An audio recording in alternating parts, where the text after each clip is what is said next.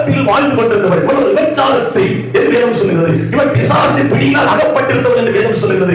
என்றைக்கு இவரை கல்லெறிந்து கொலை செய்ய வேண்டும் என்று அநேகர் சொல்லிட்டு இருக்கிறார்கள். அந்த நேரத்தில் இயேசு சொல்கிறார், உங்களிடத்தில் குற்றமில்லாதவன் முதலாவது கல்லெறிய கடவுள் என்று. அந்த இடத்தில் அனைவரும் கல்லை போட்டுவிட்டு போய் விடுகிறார்கள். ஆனால் நடந்தது என்ன தெரியுமா? அவள் இயேசுவின் பாதத்தில் விழுந்து என்னை மன்னித்தருளும் என்று சொல்லி விண்ணப்பம் பண்ணுகிறார். இயேசு அவளை மன்னிக்கிறார். அதோடு அவள் நின்று விடாதபடி தான் எவ்வளவு சம்பாதித்து வைத்திருந்தாலோ எல்லா ஆஸ்திகளை திரட்டி கொண்டு ஒரு பரிமள தைலத்தை வாங்கிக் கொண்டு இயேசு சீமோனின் வீட்டில் பங்கிருக்கும் பொழுது அவர் பாதத்தை பிடித்து அவர் பாதத்தை முத்தம் செய்வதை பார்க்க முடிகிறது. எண்ணெயினால் அவருடைய பாதத்தை கழுவுவதை நாம் பார்க்க முடிகிறது. கண்ணீர் வடித்து தன்னுடைய தலைமையினால் அதை துடைக்கிறதை பார்க்க முடிகிறது.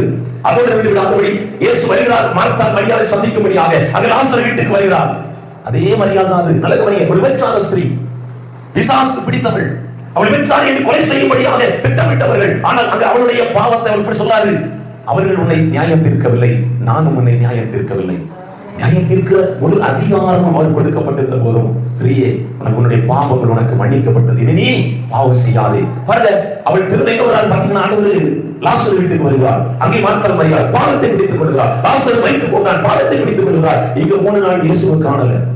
3 நாள் இயேசுவை, ஆகவே கல்லறை விட்டு போவதற்கு அவள் மனமில்லை. அவர் கேட்கிறார், அவர் எங்கே? எப்ப இங்க இல்ல, அவர் எங்கே? இயேசு கல்லறைக்குள் இல்லை, அவர் எங்கே? சரி, கல்லறைக்குள்ள அவர் எங்கே? அவரை எனக்கு தெரியும், நான் 3 நாள் அவரை பார்த்தேன் அப்படின்னு சொல்லி காத்திருக்கிறார். வேதம் சொல்கிறது, அந்த 11ஆவது மரியாள் கல்லறை நடிகை வெளியே நின்று அழுது கொண்டிருந்தார். எல்லாரும் போயிட்டாங்க, எல்லாரும் வீட்டுக்கு போயிட்டாங்க. 11 சீசர்கள்.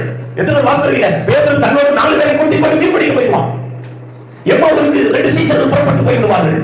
ஒரு சில தோப்பரை இங்க போனாங்க, சில 11 பேர் பிரிந்து போனார்கள். தேவஜனங்களே, நீங்க அந்த பகுதியை நல்லா வாசித்து பார்த்தீங்கன்னா உங்களுக்கு புரியும். அந்த லூக்கா எழுதின சுவிசேஷம் 24வது அதிகாரம் அதனுடைய 13வது வசனம். அன்றைய தினமே அவர்களில் 2 பேர் எருசலேமுக்கு 7 அல்லது 8 மைல் தூரமான எம்மாவு என்னும் கிராமத்திற்கு போனார்கள். போய் சொல்லிட்டு போனாங்க, இப்ப இயேசு உயிரோடு எழும்பிட்டார், இயேசு உயிரோடு எழுந்து விட்டார் என்று சொல்லிவிட்டு போகிறார்கள்.